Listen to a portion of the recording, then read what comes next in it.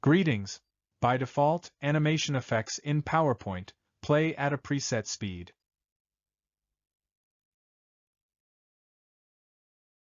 To control the animation speed, go to the Animation tab.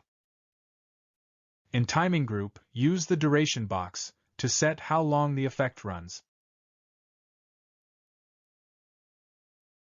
The animation will now run for the specified duration.